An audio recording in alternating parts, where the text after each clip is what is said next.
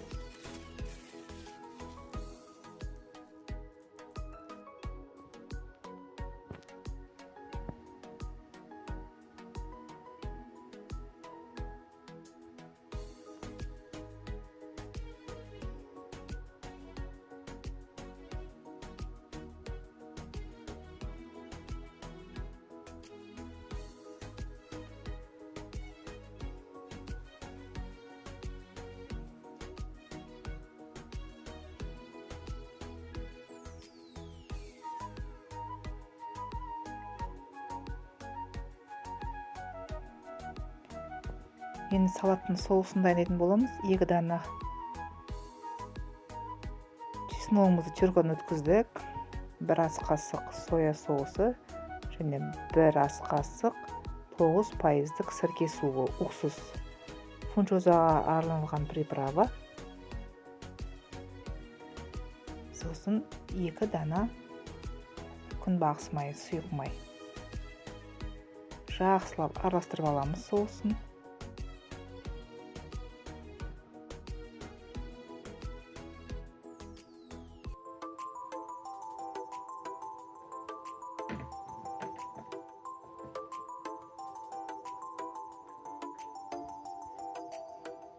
Толтырмай аз қасық қант саламыз. Барлығын осы крахмалдың үстіне енді салатын боламыз. Чуркадан өткізген сәбіз. Барлық көкөністерімізді, қияр, қызанақ, қызыл перец, жасыл бұрыш барлығын салып, дайын болған соусымызды үстіне құйып,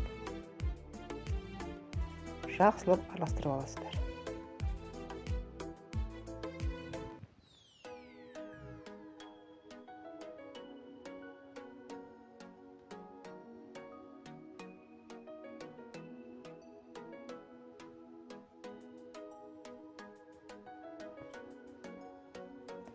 Салатымыз дайын болды. Өте жылдам және тез дайындалады. Ешқандай затты қуырып әуре болмайсыздар. Өте дәмді.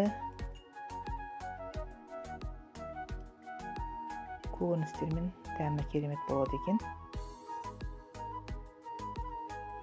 барлықтарыңызға ас болсын. Жасап көруге кеңес беремін.